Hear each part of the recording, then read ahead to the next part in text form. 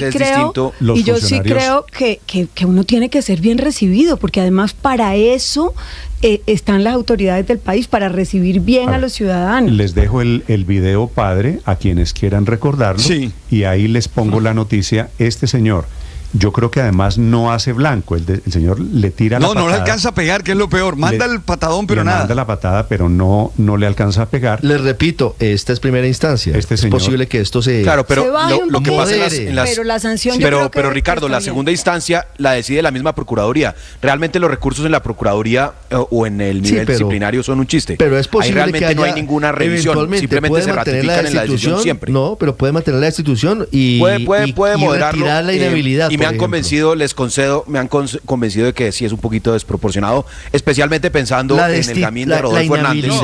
La inhabilidad. Que le dieron 3 meses nada más por semejante guachada. 8 meses le pusieron, y digamos está bien 8 meses, pero 12 años. Y usted se acuerda, ¿usted se acuerda, Néstor, de un histórico coscorrón? Claro que me acuerdo. No pasó nada con 2016, claro Coscorrón impune. Bueno, voy a poner el video. Porque era un funcionario público, ¿no? Era un policía. Voy a Néstor, poner. más o menos lo que le falta para pensionarse, ¿no? Porque tiene 50 más 12 sería 62. El señor, la verdad, queda laboralmente destruido. Y me dicen que porque esos la 12 experiencia de Migración Colombia le sirve muy poco afuera, porque es una profesión, es un oficio muy especializado. Bueno, voy a poner el video, padre, y hago la pregunta. ¿Es justa una destitución? Ojo, al señor lo destituyeron y fuera de eso lo inhabilitan para ejercer cargos públicos. Le pregunto a los oyentes si les parece una decisión justa. La está anunciando esta mañana la Procuraduría. Queda el video, queda la noticia. Espero sus comentarios. 8 de la mañana, 2 minutos en Blue Radio, la cuenta Blue Radio Co. Mi cuenta Néstor Morales C para quienes quieran escribir. En segundos, la decisión del presidente Petro, que anuncia que no le volveremos a vender carbón a Israel, en represalia por la actitud del gobierno Netanyahu en Hamás. Estás escuchando Blue Radio. Mientras el presidente Petro se ocupa y se preocupa por lo que pasa en otros países, en Colombia la disidencia y en general el orden público siguen saliéndosele de las manos. La disidencia de las FARC está desatada.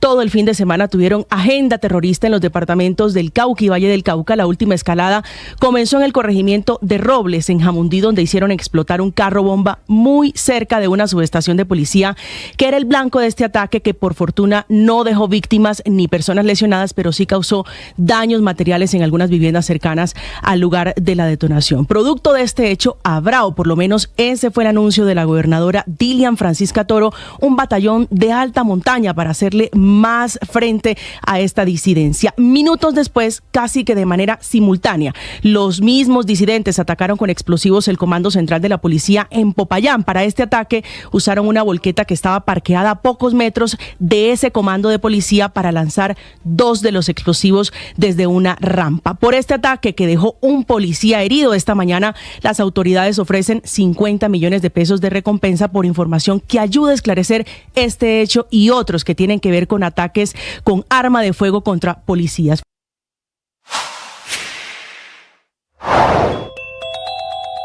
Terremoto político en Europa. El presidente Macron convocó a elecciones anticipadas, se cayó el gobierno de Bélgica. Esta mañana en Washington, la Cámara de Representantes, en el Capitolio norteamericano, está proponiendo una reducción de 50% en los fondos que gira Estados Unidos en ayuda para Colombia, producto de las políticas del presidente Gustavo Petro. Y de frente lo están diciendo en Washington, Juan Camilo. Es un nuevo golpe, Néstor, que la Cámara de Representantes, que recordemos desde que tiene las mayorías republicanas, ha intentado darle a los presupuestos, o más bien a los recursos que se aprueban anualmente para Colombia. En este caso, es para el presupuesto del año 2025, que recordemos había rondado la propuesta del presidente Joe Biden poco más de 410 millones de dólares. Eso tiene que ser aprobado por el Congreso. Primero pasa por la Cámara de Representantes. Pues se está publicando el reporte porque mañana es la votación del comité en pleno. Ya se dio la aprobación en el subcomité, ahora se tiene que dar la aprobación en el comité en pleno, que eso es mañana. Y en el reporte de la ley se está publicando en el apartado de Colombia esa reducción. Dice el reporte que se valora la relación fuerte y de larga data entre Estados Unidos y Colombia, pero abro comillas, Sin embargo, el comité sigue profundamente preocupado por las políticas y relaciones perjudiciales de la administración Petro, que están en desacuerdo con los intereses económicos y de seguridad de estadounidenses. Por lo tanto, los fondos para Colombia se reducen en un 50% del nivel del año fiscal 2024 para los rubros asistencia para el desarrollo y de apoyo y control internacional de narcóticos y aplicación de la ley, es decir, lucha antinarcóticos. Ya uno viendo el cuadro concretamente puede ver entonces que Colombia recibiría, si es aprobada esta propuesta, para asistencia para el desarrollo unos 38 millones de dólares, 50% menos frente a lo que se recibió el año pasado. Frente a lucha antinarcóticos es una reducción de 50%, también recibiría 68 millones de dólares. Los recursos entonces quedarían por el orden de los 208 millones de dólares en total para Colombia para el año 2025. Ahora bien, hay que destacar que esto, si bien es la posición de la Cámara, tiene que ser avalada por el Senado de los Estados Unidos, donde es mayoría el Partido Demócrata y donde, por ejemplo, recordemos el año pasado se había presentado la propuesta incluso más severa del representante Mario Díaz-Balart de suspender la asignación de recursos para Colombia. Eso finalmente no fue aprobado. Por tanto, uno concluiría que por cuenta de esa negativa la vez pasada, ahora trataron de modular un poco esas restricciones para Colombia, tal vez intentando que en esta ocasión, en negociación con los demócratas en el Senado, sí haya una aprobación de esta reducción del 50% de los recursos de asistencia para Colombia. En todo caso, es una propuesta, todavía falta bastante porque este presupuesto se va a meter en medio de año electoral, de elecciones, y muy seguramente sería aprobado después de eso, Néstor. En plata, ¿cuánto significa un recorte del 50% o significaría si llega a la última aprobación, Juan Camilo? 200 millones de dólares, alrededor de eso, Néstor. Por cuenta de las políticas del presidente Petro, a propósito de las cuales la última, dice el presidente Petro, que está suspendida. Colombia deja de exportar carbón a Israel. El representante de las empresas de minería es el doctor Juan Camilo Nariño, que dirige el gremio, la Asociación Colombiana de Minería. Doctor Nariño, buenos días. Buenos días, Néstor. Un saludo para todos. Doctor Nariño, ¿qué significa que el presidente Petro anuncie que le dejamos de vender carbón a Israel? ¿Qué significa para el negocio del carbón? ¿Qué significa cuánto carbón le vendemos? ¿Cuántas regalías dejamos de repartir? Pues mire, las ventas de carbón colombiano al exterior el año pasado, el 2023, le generaron al país 13 billones de pesos en regalías, en renta, en compensaciones de precios altos.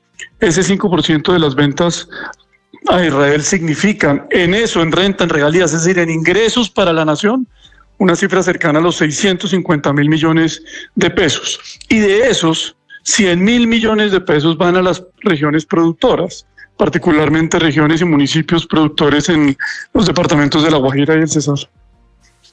Doctor Nariño, pero esta decisión se puede tomar así como la está tomando el gobierno nacional. Lo que pasa es que en la mitad hay un tratado de libre comercio, ¿no? ¿El gobierno de Colombia puede tomar esa decisión de dejar de exportarle carbón a Israel o esto podría tener otro tipo de consecuencias? No, por supuesto, es un decreto no puede ir en contra de lo que el ordenamiento jurídico colombiano a través de leyes de la República ya hoy tiene incorporado. El acuerdo comercial con Israel fue un acuerdo que entró en vigencia en el 2020, después de haberse negociado desde el 2014, tiempo en el cual también la Corte ya lo avaló y tiempo en el cual también a través de leyes de la República se incorporan al ordenamiento jurídico colombiano. Pues por supuesto a través de un decreto eso no puede ir en contra de lo que ya está establecido, pero además pues en materia comercial tiene implicaciones no solo en el acuerdo comercial con Israel, sino también por supuesto posiblemente con otros acuerdos en virtud de los cuales esas empresas que le exportan carbón a Israel están protegidas. Esas inversiones tienen algún tipo de protección con acuerdos con Estados Unidos o los acuerdos igualmente posiblemente con Suiza. ¿Cómo así, doctor Nariño? ¿Cuál podría ser el coletazo de esto frente a otros tratados de libre comercio entre Colombia y otros países? Los acuerdos comerciales no solo cobijan las importaciones y exportaciones y regulan esas materias entre dos países, también cobijan las inversiones de que esos países o empresas de esos países tienen en el país con el cual se firma el acuerdo.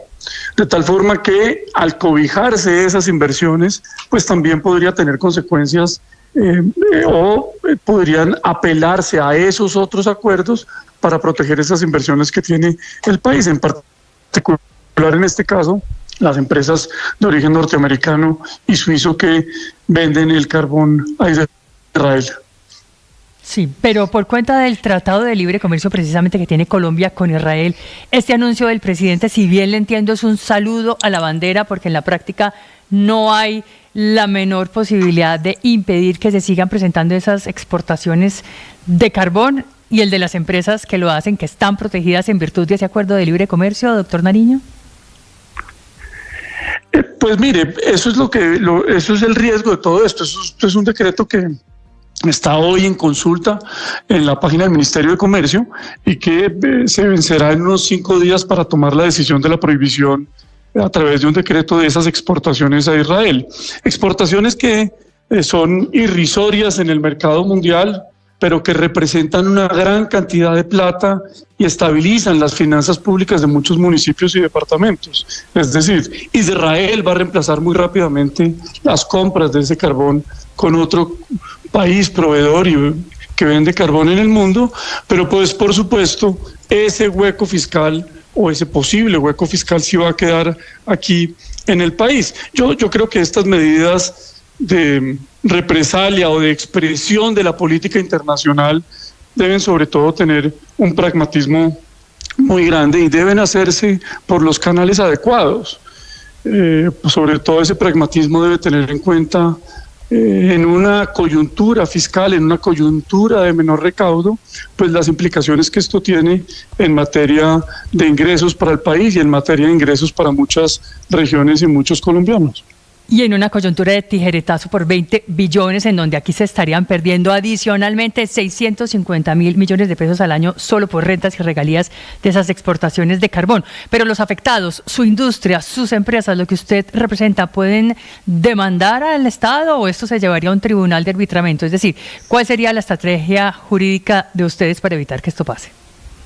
Pues mire, eso es parte de las cosas que hay que analizar esta semana, una vez ya cuando el acuerdo esté firmado. Ahora, por ahora, mi permanente advertencia es que ese tipo de decretos no se deben firmar, que si uno quiere expresar sus inconformismos con un país que ha sido incluso socio comercial de Colombia hace muchos años, pues hay otras maneras de hacerlo, sí. No yendo en contra de los tratados y de lo que ya está incorporado en la legislación colombiana. Mire, una secuela de esta decisión, doctor Nariño, podría ser que definitivamente se cierre el mercado para compra de armas desde Israel para Colombia, o qué otras consecuencias podría haber incluso desde otros países que tienen tratados de libre comercio con Colombia. Pues sin duda, porque la reciprocidad en materia comercial es una práctica permanente entre los países.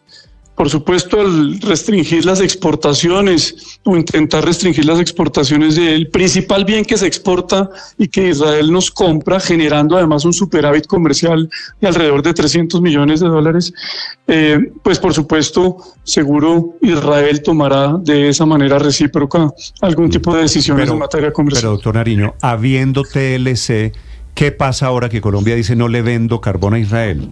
¿O quién toma la decisión? Porque me imagino nos vamos a inundar de pleitos por cuenta de la decisión política. Sí, sin duda, porque es que además, Néstor, los acuerdos comerciales no contemplan situaciones graves, excepcionales, así cuales sean, con terceros países. Los acuerdos comerciales contemplan son unas relaciones comerciales entre los dos países. El acuerdo con Israel y ningún otro contempla restringir las exportaciones o importaciones de ningún bien, solamente en casos muy excepcionales en materia comercial, unos déficits alimentarios muy grandes en un país o en otro. Pero no contempla ¿Han visto la letra menuda del TLC con Israel? ¿Hay algún artículo que le hayan dicho al presidente, por cuenta de ese artículo nos podemos escudar en que no le vendemos algún producto a Israel a pesar de que hay tratado de libre comercio? No, Néstor, eso no es así, no lo hay. No lo hay. Y entonces, sí, sobre todo con los argumentos que hoy están expuestos. Es que lo que hace el presidente y el gobierno es supuestamente aplicar el inciso 2 del artículo 259 del Plan de Desarrollo, la ley 2294 del 2023. Según el gobierno, esto faculta al Ejecutivo para adoptar medidas comerciales de carácter restrictivo, como lo es la suspensión de exportaciones, estoy leyendo el decreto, por razones de seguridad nacional. Es decir, aquí se cobijan en razones de seguridad nacional para suspender, en teoría, las exportaciones de carbón a Israel. Lo que pasa es que esa es una vuelta muy grande, argumentar razones de seguridad nacional, pero bueno, será seguramente base de otro litigio. Una última pregunta, doctor Nariño. ¿Qué porcentaje del carbón que exporta Colombia es estatal? No, ninguno. Pues, dijéramos, se la respondo de dos maneras. Señor. Ninguno, porque es una producción privada, pero el 10% de toda la producción de carbón del país es de los colombianos, en virtud de que pues es un bien de todos. Claro, es la razón por la cual se pagan regalías. Se lo pregunto por una razón. Vía decreto, el gobierno podría prohibir el desembarco de los buques con carbón hacia Europa. Es decir, en la práctica no termina siendo el decreto un saludo a la bandera. Si ya hay un acuerdo y una empresa vende carbón a Israel, vía decreto el gobierno podría prohibir que zarpe la embarcación desde cualquiera de los puertos de Colombia. No lo puede hacer, Ricardo, pero es que esto tiene enormes implicaciones en materia del mensaje que manda Colombia de respaldar sus acuerdos comerciales existentes, de respaldar las inversiones que están en el país. Esto tiene unas consecuencias no solo en el hecho de que ocurra, habrá que ver cómo termina de suceder esto en virtud del ordenamiento jurídico del país, pero también tiene un mensaje en toda esta discusión que genera. Y tiene un mensaje profundo en materia de inversiones. Sí. No solamente doctor con este Nariño, decreto, usted y yo hemos hablado ¿qué empresas del sector privado en minería en Colombia le venden carbón a Israel?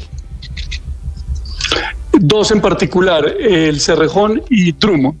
Cerrejón y Drummond, que son las grandes carboneras de Colombia. ¿Y esas empresas le van a dejar de vender carbón a Israel por la decisión del presidente Petro?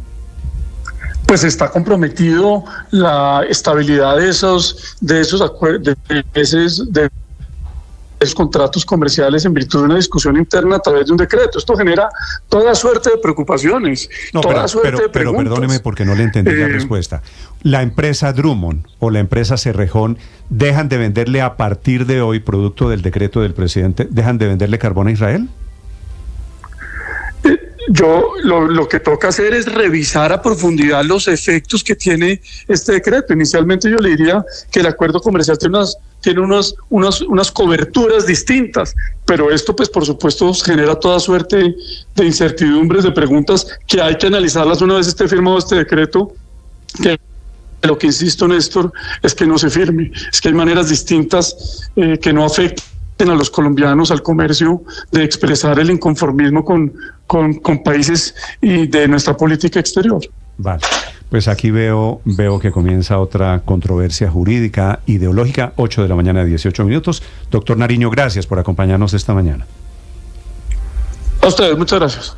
Héctor, las empresas mineras pueden exportar o dejar de exportar dependiendo de la decisión del presidente, inclusive cuando hay TLC.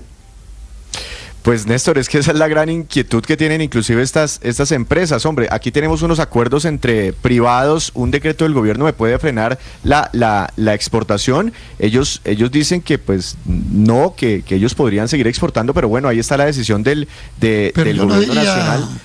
Y Aurelio, una cosa más, el gobierno Petro o el presidente Petro, inclusive antes de ser presidente de la República, siempre ha criticado este tipo de sanciones económicas contra otro país, independientemente del gobierno que esté en turno. Por ejemplo, ha criticado mucho las sanciones económicas hacia Venezuela, porque finalmente terminan afectando a su población, pero ahora está implementando algo parecido, una sanción económica contra un país. Lo que pasa es que esta es una sanción económica para Israel, pero también para La Guajira, que es el gran departamento productor de minería, que se queda sin y para el esas Cesar, 57, Cesar y Guajira, Néstor. La Guajira recibe el 57% del Producto Interno Bruto del departamento de La Guajira, es producto de la extracción de carbón. Ahora, 60.000 empleos directos e indirectos es lo que genera. Lo que debería corresponder, Aurelio, al gobierno es buscar un mercado alternativo si la decisión se mantiene de no venderle a Israel por razones ideológicas, ¿no? Pero yo no diría que la controversia se vaya a presentar solamente por el TLC con Israel. Yo creo que la controversia puede ser más compleja, porque estas compañías multinacionales de hecho pertenecen también a países que tienen suscritos TLC con Colombia. Entonces yo tendría otro enfoque diferente, no solamente el de mirar la controversia con Israel, sino especialmente que una compañía, por ejemplo Glencore, que tiene radicada en Suiza, está basada en Suiza, y Colombia tiene un contrato de TLC con ese país, pues va a decir, a esta compañía suiza le están impidiendo hacer negocios, y así sucesivamente con otras. Luego, es una especie de carambola a tres bandas en distintos tratados de TLC. Aurelio, es la socia mayoritaria, la dueña, mejor dicho, del Cerrejón, que es la referencia que usted hace. 8 de la mañana, 21 minutos. A mí lo que me tiene... Señor Andrés. A mí lo que me tiene impresionado de este episodio es que sea jurídicamente posible, no lo sé, que el presidente de la República, por una ocurrencia propia y personal, decida prohibir las exportaciones de tal o cual producto a tal o cual país. Yo no sé si esto, o sea, lo confieso, yo no sé si esto sea jurídicamente posible, pero me parecería terrible que lo fuera, porque a cada presidente que venga se le va a ocurrir que sus razones son válidas.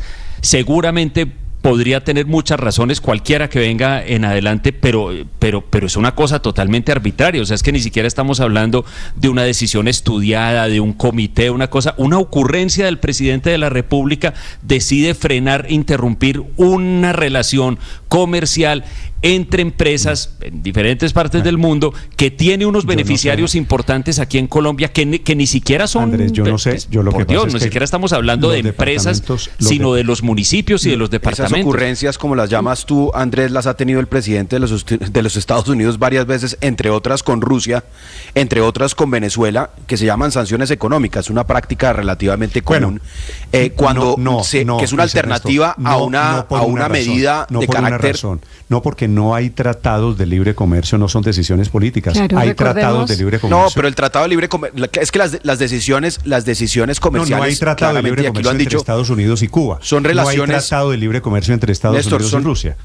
Son relaciones entre privados, claro, que el que le vendía a Rusia el petróleo, o el que le compraba el petróleo, o el que le compraba minerales a Rusia, o el que le estaba vendiendo tecnología a Rusia, pues eran particulares, eran privados, pero cuando se imponen las medidas gubernamentales, bueno, si usted está comparando, pues, tienen un propósito. Y yo aquí he visto cómo aplaudimos aplaudimos las sanciones económicas a Rusia. No, es al revés. Por haber cometido delitos de guerra. No, es al revés. Usted, ¿cómo lamenta las sanciones económicas contra Cuba o cómo lamenta las sanciones económicas contra Venezuela, y ahora Petro termina haciendo lo mismo contra Israel? Pero además recordemos, a propósito de lo que mencionaba Andrés sobre una idea o un impulso del presidente vía decreto, que los decretos en lo que se denomina la pirámide de Kelsen, que es la estructura del ordenamiento jurídico, los decretos están por debajo de las leyes, y los acuerdos de comercio entre los países se incorporan a la legislación colombiana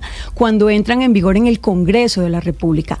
Los tratados no solamente se negociaron en este caso, entre el Estado de Israel y el Estado de Colombia, sino que se llevaron al Congreso de Colombia para que se volvieran una ley. Y un decreto no puede ir por encima de una ley. Y la otra cosa, es muy importante lo que menciona Aurelio también, con respecto a la sanción que se termina triangulando con Suiza, en este caso, y con Estados Unidos. Lo mencionaba Juan Camilo Nariño cuando dice una consecuencia adicional es que se terminan afectando empresas de otros países que no son solamente Israel. Muy bien, por eso decía María Consuelo que aquí creo que las oficinas jurídicas de estas empresas van a tener mucho trabajo ahora cuando salga el decreto del presidente. Y la pirámide de Kelsen puede ser una buena alusión. Hacía rato no oí hablar de la pirámide de Kelsen, que la mencionamos tanto los abogados y que hoy forma parte de discusiones conceptuales importantes de si está vigente o no, pero más allá de eso, que me llamó la atención atención el comentario de María Consuelo. Yo sí creo que hay un tema de orden constitucional y legal de si el presidente puede tomar una decisión de esa naturaleza, porque aun cuando Luis Ernesto menciona las sanciones económicas como una parte de las funciones, digamos, de los gobiernos o de los ejecutivos del jefe de Estado, pues yo francamente creo que en este caso en Colombia el presidente no tiene la facultad, sin previamente, digamos, romper relaciones de tipo comercial, inclusive con Israel no se ha roto relaciones, estamos en un llamamiento de embajadores, si no estoy mal, pero se mantienen las relaciones consulares y diplomáticas además. Y económicas. Entonces, yo sí en este caso creo que el presidente de la República no tiene esa facultad, a más allá, ahora, además de todas las consecuencias que tiene desde el punto de vista jurídico con otras empresas, como lo estaba señalando María Consuelo. El que lo haga el presidente de Estados Unidos. Estamos de acuerdo, Néstor, que lo haga el presidente de Estados Unidos, Luis Ernesto, no quiere decir que se pueda hacer en Colombia, no quiere decir que el resultado para Colombia, hágame el favor, nosotros con el ánimo imperial rompiendo relaciones como si no necesitáramos los mercados. Pero estamos de acuerdo que Putin es un criminal de guerra y que es deseable que no se le permita de manera impune avanzar, invadir un país sin que pase absolutamente nada. Estamos de acuerdo con y ya Rusia además la ONU también... Con Rusia seguimos teniendo relaciones y las distintas instancias han reconocido que lo que está pasando con Israel también son crímenes de guerra en cabeza de Netanyahu. Entonces, ¿cuál es el verdadero problema de esta medida? Que no cambia mucho la ecuación, porque no es una medida global como si fueran las sanciones económicas a Rusia. Colombia no tiene esa fuerza, como si la tiene Estados Unidos, convocando a otros países de manera coordinada en las instancias internacionales de comercio internacional, de relaciones políticas. Entonces, claro, es limitada, pero pues me parece que es importante no tener un doble rasero. Pero si aplaudimos las sanciones a Rusia, pues entonces debemos reconocer que esas facultades están y reposan en Colombia. Es que yo no las aplaudo. Yo no sé de dónde sale esa versión, que le oigo repetir de que aquí aplaudimos las sanciones económicas. Yo no las aplaudo y he dicho muchas veces que yo estoy en contra de las sanciones económicas a cualquier país, porque las sanciones. Tú dijiste que era una ocurrencia, del presidente colombiano. Como ocurrencias del presidente norteamericano. Eso sí lo dije. Nunca he dicho, jamás he dicho que estoy de acuerdo en las sanciones económicas a ningún país, porque las sanciones económicas no castigan gobiernos. Esta sanción, si es que se pudiera llamar a esta cosa risible sanción, no va a castigar a Netanyahu. Las sanciones a Rusia no castigan a Putin, las sanciones a Venezuela no castigan a Maduro, castigan a la gente de todos estos países. Y llamar a esta medida, a esta ocurrencia del presidente, equipararla con las sanciones económicas es francamente risible, porque esto, como lo explicó Juan Camilo Nariño, esto no le mueve un pelo a Israel. Israel consigue este carbón en el mercado internacional en media hora. Esto es una sanción económica durísima contra los municipios y departamentos que producen ese carbón. Esos son los verdaderamente sancionados y afectados por la ocurrencia y capricho del presidente. El imperio colombiano sancionando a Israel. Faltaba por verla todavía. 8 de la mañana, 27 minutos en Blue Radio.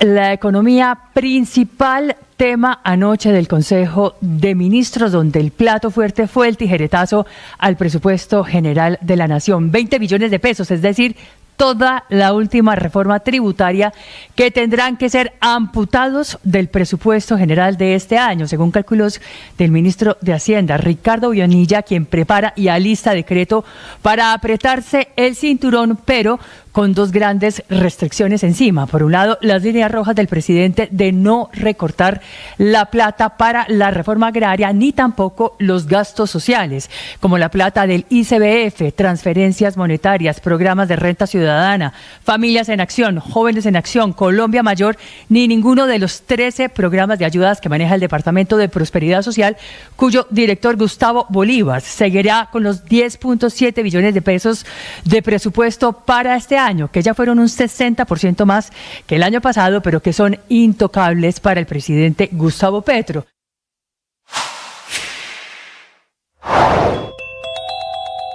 En América Latina, aterrizándolo a nuestro continente, porque esa es la última parte del mensaje del presidente Petro, el desafío está frente a los autoritarismos y el populismo, tanto de derecha como de izquierda, que viene en ascenso. Venezuela, Nicaragua, Cuba, Bolivia por el lado de la izquierda, y Argentina y El Salvador, entre otros, por el lado de la derecha. El presidente Petro dice en su cuenta de Twitter anoche que el faro de la democracia está ahora en América Latina, pero si miramos la balanza, la democracia pareciera en riesgo tanto en Europa como en América Latina por cuenta del populismo.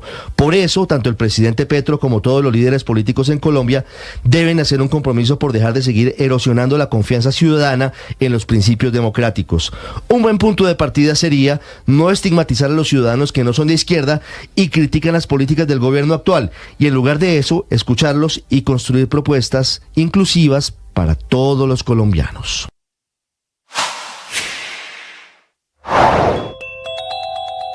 Se juntan 10 rectores de la Universidad Nacional, ex rectores, que anuncian que no participarán en el Consejo Superior Universitario, en donde tienen derecho a una silla, a un cupo, y no lo harán en protesta por la posesión del nuevo rector Leopoldo Múnera. Dicen ellos, los rectores de la Universidad Nacional, que van a esperar a la decisión judicial de rigor, que debe ser un fallo del Consejo de Estado para decidir quién en esta batalla alrededor de la Nacional tiene razón. Le envían anoche, rectores todos, una carta a la ministra de Educación, Aurora Vergara, en la que se quejan por la manera como nombraron al rector y como sacaron al anterior, que era el profesor Peña, a quienes ellos consideran legítimo.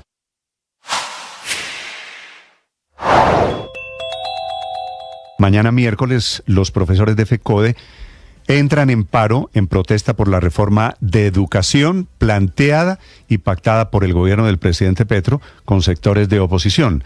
La decisión la tomó el Comité Ejecutivo de los Maestros de FECODE, planteando actividades de paro que arrancan mañana miércoles, pero en teoría es un paro indefinido que dejará sin clase a más de 5 millones de niños, todos de colegios públicos de Colombia, por supuesto, siempre ellos los más afectados. Los profesores saldrán a marchar mañana por las principales ciudades, el jueves harán asambleas, el viernes volverán las marchas y el lunes planean una toma en Bogotá, que significa que ellos van a estar protestando por lo menos 4 días. La molestia de FECODE es por 7 puntos y están inconformes especialmente por acuerdos que hizo el gobierno nacional la semana pasada con sectores de la oposición en el Parlamento. Inconformes, dicen ellos, con micos que negociaron la ministra Aurora Vergara y María José Pizarro, que es del... Para los viajeros, atención, se está reabriendo en este momento la vía Bogotá-Villavicencio, que tenía 2 problemas, uno por un accidente, otro por un derrumbe. Carlos Andrés Pérez.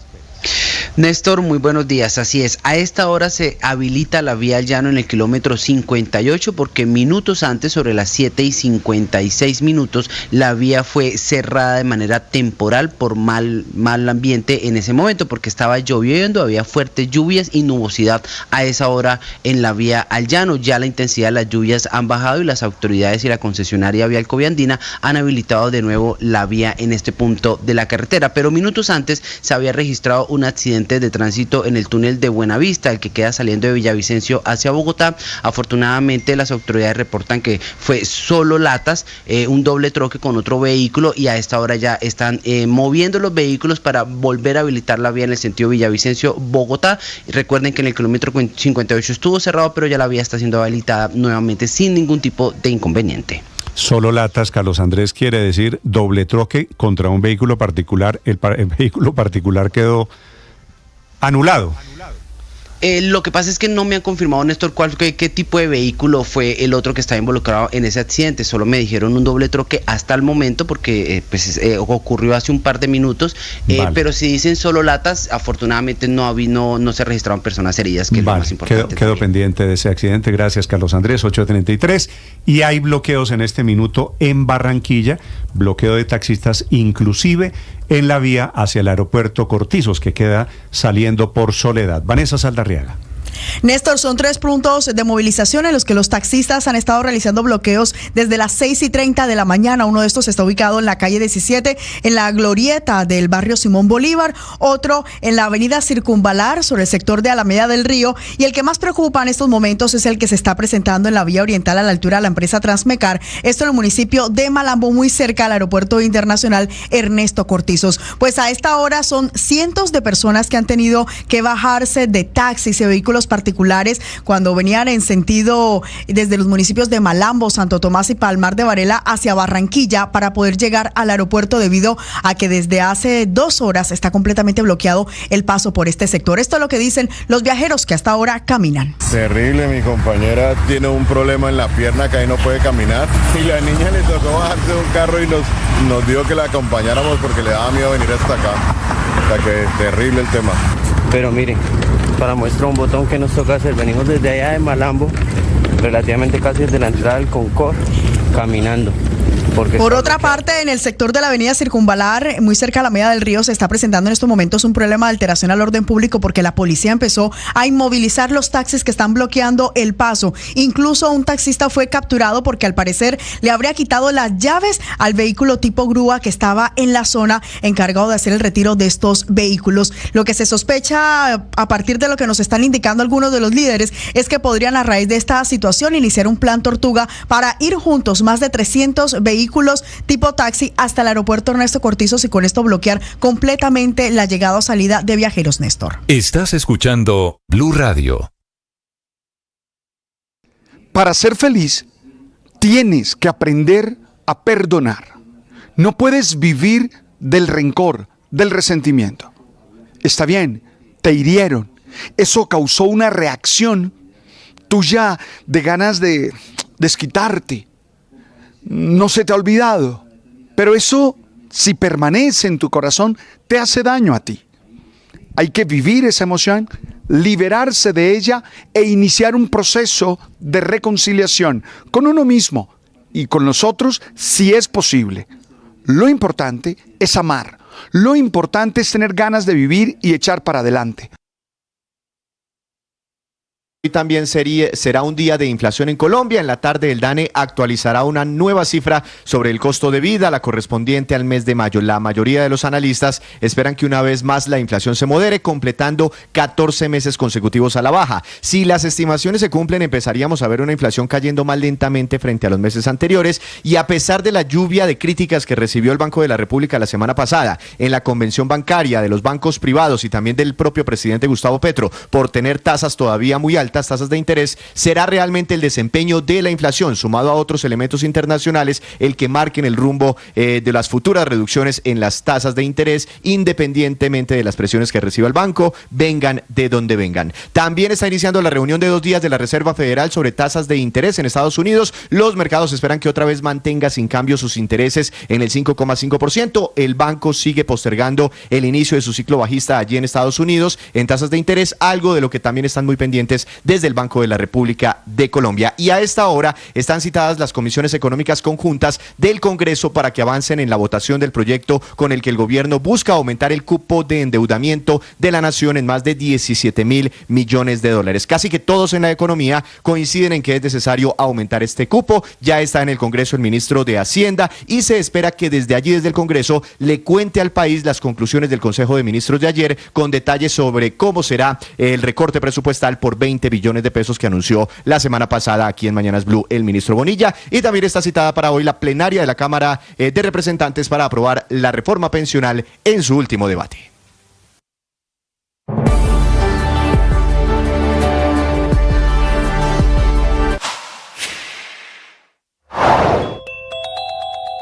Pactos que se produjeron para salvar la reforma a la educación, pero que generaron esta molestia de FECODE. Dicen ellos, le colgaron 7 micos, que en realidad no son tan micos. Esta es maestros. Blue Radio, la alternativa. 10 exrectores de la Universidad Nacional le envían una carta a la ministra de Educación, Aurora Vergara, notificándola que no ocuparán la silla a la que tienen derecho en el Consejo Superior de la Universidad. Consideramos que la forma como se designó al profesor Leopoldo Munera Ruiz es contraria a la institucionalidad debida. Asimismo, creemos que la manera como recientemente se ha conformado el Consejo Superior Universitario es inocultablemente política. Firman la carta los rectores, el doctor López Arango, el doctor Correal Cabral, el doctor Brieva Bustillo, el doctor Sánchez Torres, Marco Palacios, Ricardo Mosquera, Darío Valencia Restrepo, Moisés Wasserman, Ignacio Mantilla, Dolly Montoya. Doctor Mantilla, buenos días. Doctor Mantilla, buenos días, ¿me escucha? Buenos días. Sí, le oigo entrecortado. Doctor Mantilla, a ver si tenemos mejor señal. ¿Cuál es la razón por la que ustedes deciden que no van a tener representación, no hasta que haya un fallo judicial en el Consejo de Estado, no van a tomar parte del Consejo Superior de la Universidad Nacional? Bueno, yo venía representando a los exrectores en el Consejo Superior y presenté mi renuncia a raíz de lo que sucedió con el nombramiento del profesor Múnera, porque nosotros el 21 de marzo habíamos elegido rector. Y después vinieron una serie de demandas, de tutelas, y mientras el Consejo de Estado no se pronuncie, creemos que no había necesidad de abordar una nueva votación para elegir un rector, que nos parece, a nuestro juicio, que fue completamente irregular esa sesión donde se nombró al profesor Múnera. Tuvimos una reunión ayer con los rectores y entonces se decidió que no ocuparíamos esa silla en el Consejo Superior hasta tanto el Consejo de Estado no se pronuncie.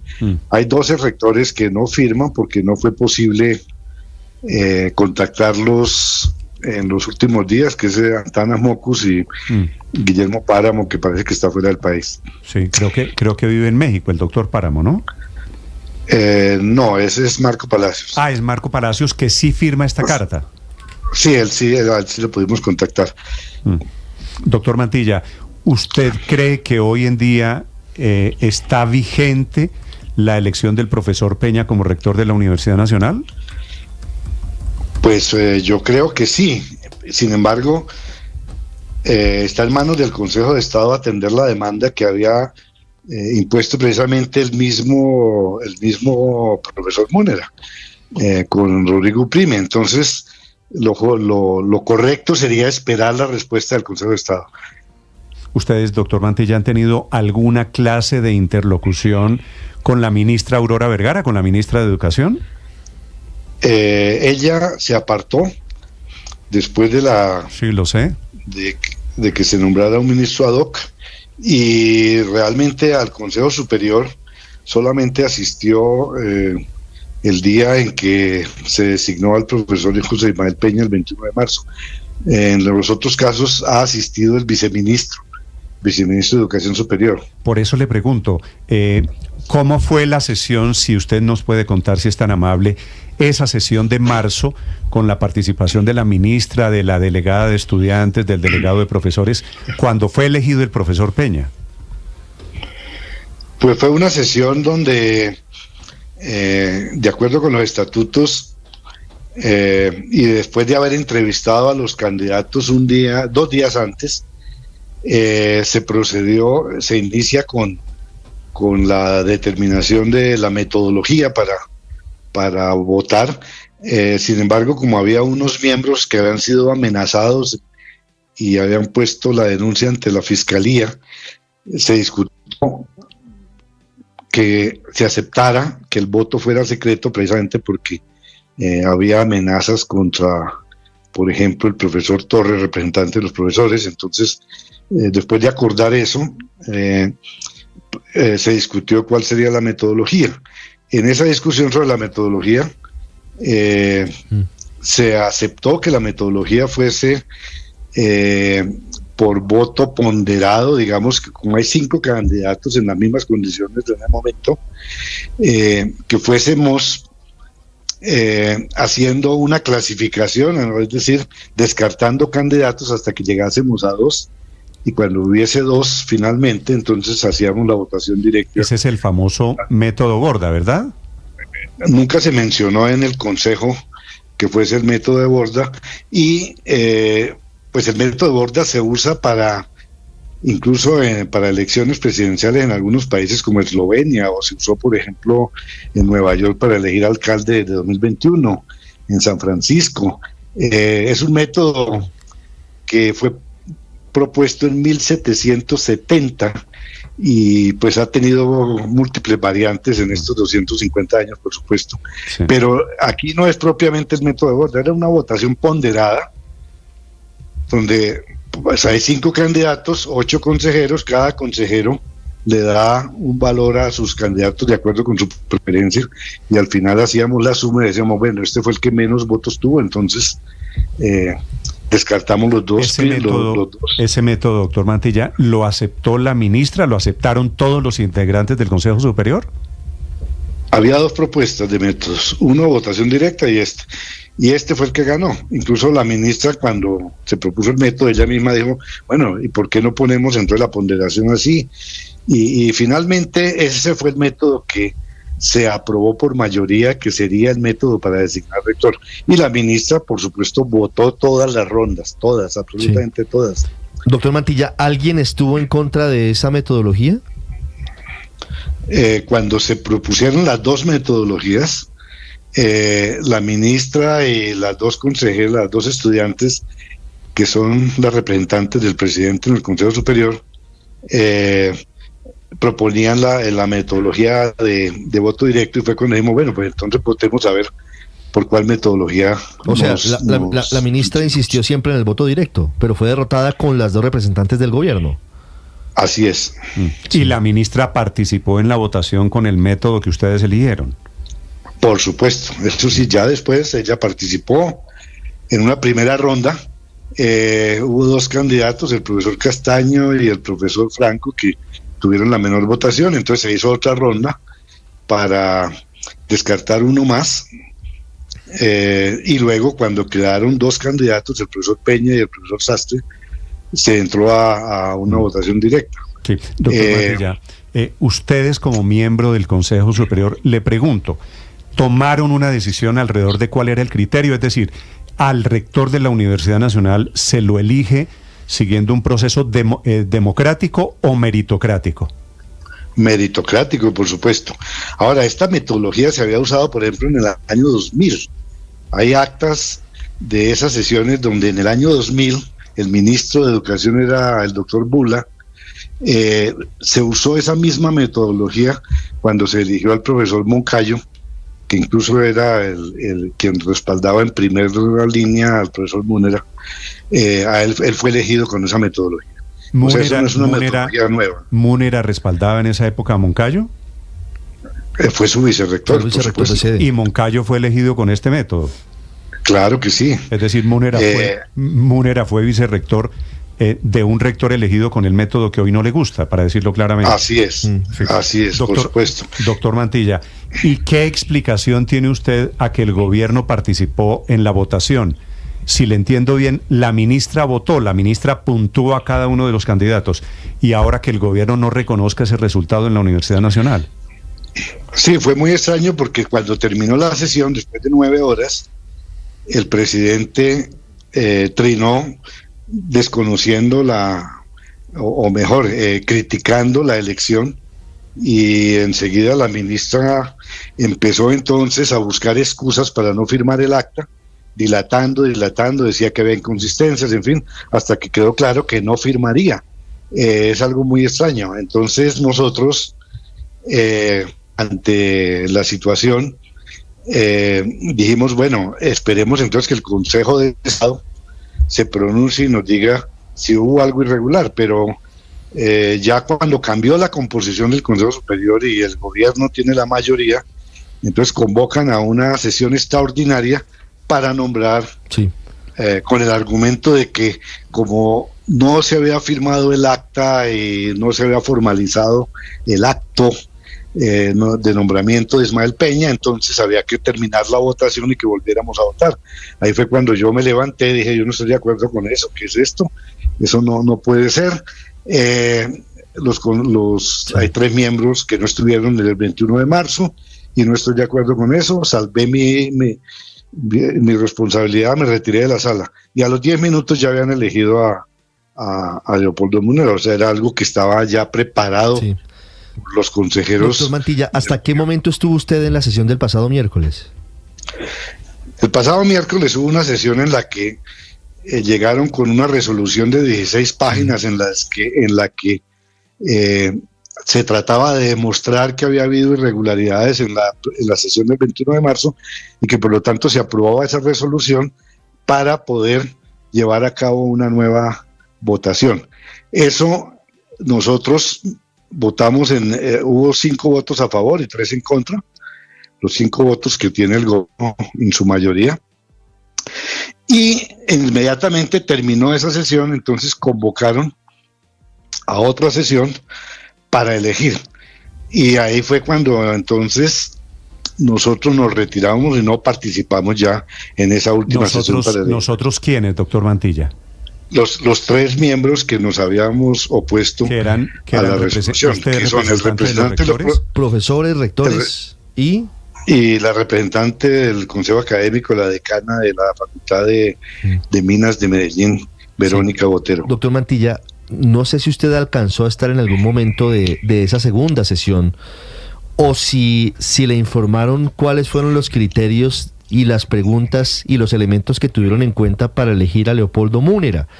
Porque hay versiones que indican que se habló de constituyente, se habló de posiciones políticas, pero poco se habló de la Universidad Nacional.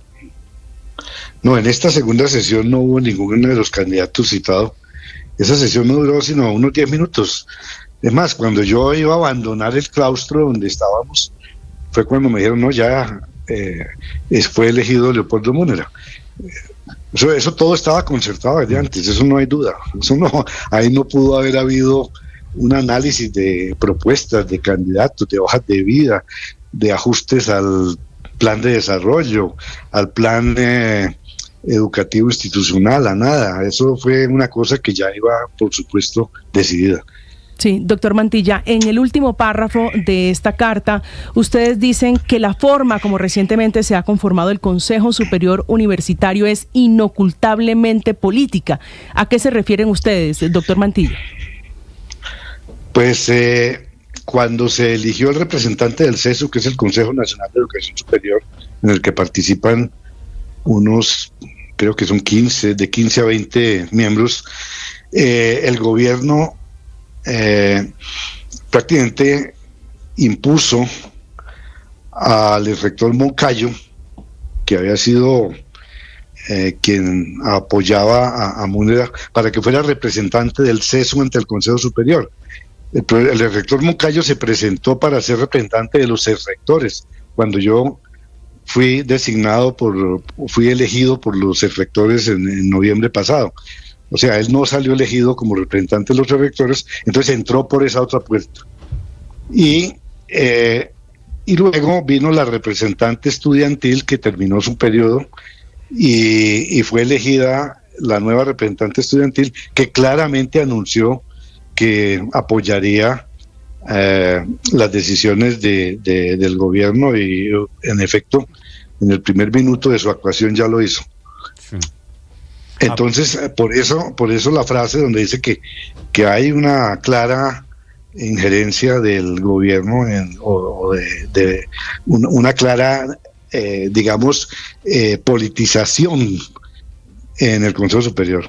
Sí. A propósito de eso, doctor Mantilla, la representante de los estudiantes terminó votando para elegir al profesor Peña, creo saber, en marzo, en la primera sesión, en la de marzo de este año, ¿cierto? Que ella se llamaba ¿Sara qué? ¿Sara Jiménez, tal vez? Sara Jiménez. Sara Jiménez, sí. Ahora, yo no sé por quién votó cada uno, porque eso es imposible saberlo. Okay. El voto fue secreto, y en cada ronda, pues uno podía, digamos, mi candidato no era el profesor Peña, mi candidato era el profesor Sastre.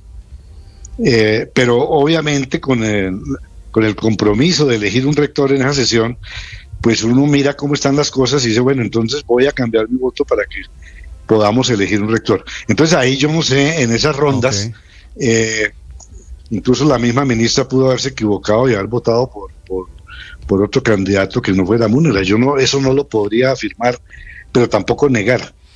¿Y usted ¿Y usted cree que la ministra pudo haber votado por la elección de Peña?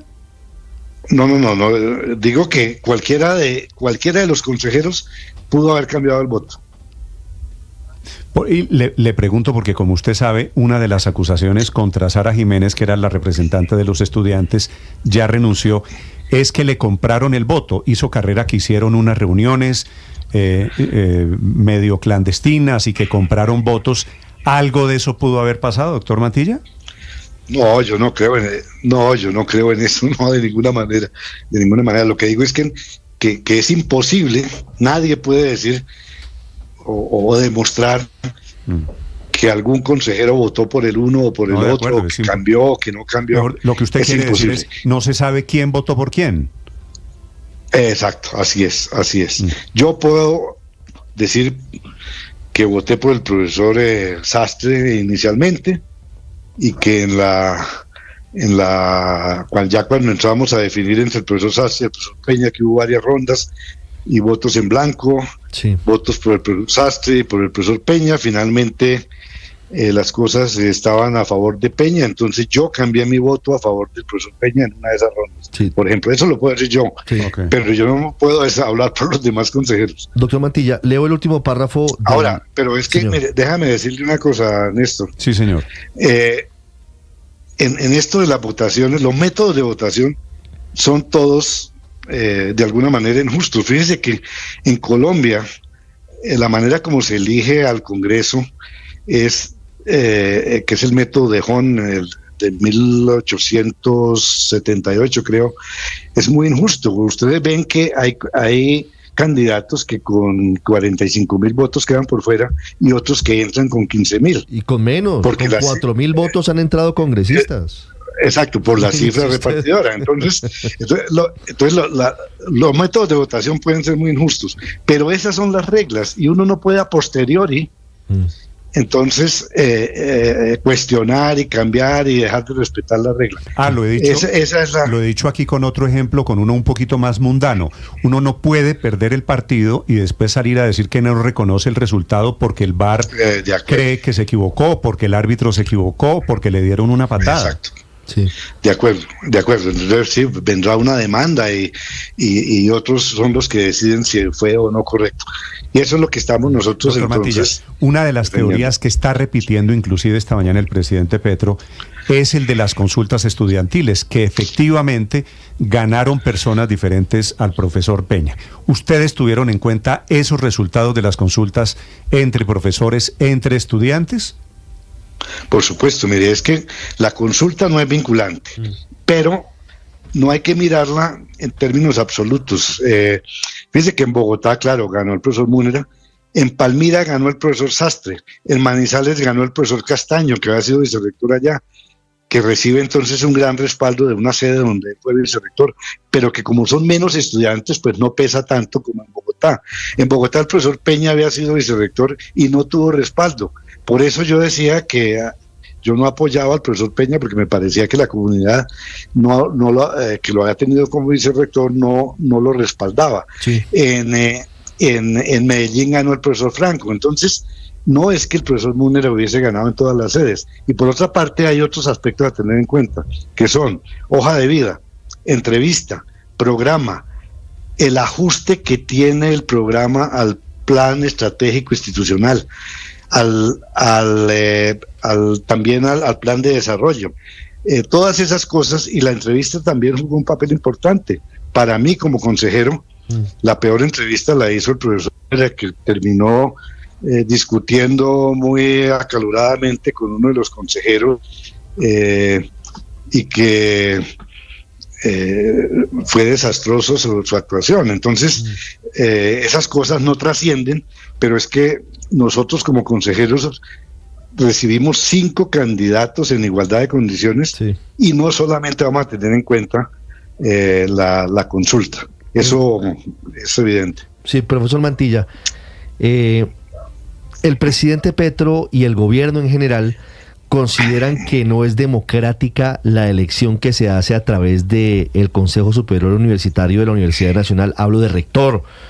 El gobierno considera que la única manera democrática es la democracia directa, es decir, la consulta. ¿Para usted es antidemocrático ese proceso posterior? Ese proceso de mirar la hoja de vida, escucharlos en entrevista, ponderar qué van a hacer frente al programa educativo institucional. ¿Eso para usted es antidemocrático? ¿La democracia solamente es, como lo dice el presidente Petro, votación directa? A ver, las universidades no son democráticas, sino meritocráticas. Mire, le pongo un ejemplo.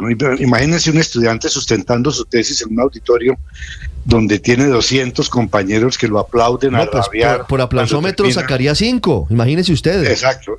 Y luego 3 profesores, que son los jurados, niegan la aprobación de la tesis. ¿Qué le vamos a hacer? Hay opiniones calificadas. Y es que la universidad no le pertenece a la comunidad universitaria. Ese es un bien público del país. Por eso tiene que haber representantes, está el gobierno, hay representantes también, por supuesto, de la universidad, de la academia. Nosotros tuvimos en el Consejo Superior rectores de universidades privadas como el padre Remolina de la Javeriana o Carlos Angulo de los Andes. Es más, debería haber incluso, por ejemplo, un padre de familia de aquellos estudiantes que no son admitidos a la universidad. ¿Por qué no? Si es que la universidad no le pertenece solamente a los estudiantes o a los profesores que elaboramos allí. Entonces debería haber también un representante de los egresados, por ejemplo. Ojalá se pudiera tener un consejo superior mucho más amplio. Fíjese que en la UNAM en México, le pongo el ejemplo, allá hay una junta de gobierno, la componen 15 miembros. Cada año se reemplaza a uno, a menos que alguno fallezca y haya que reemplazarlo también. Cada año se reemplaza a uno solo.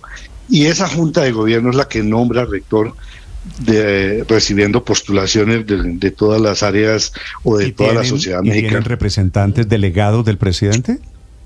Y tienen representantes de academias, de empresarios, de gobierno, claro, por supuesto, es una cosa muy amplia. Doctor Mantilla. A mí me gusta mucho eso.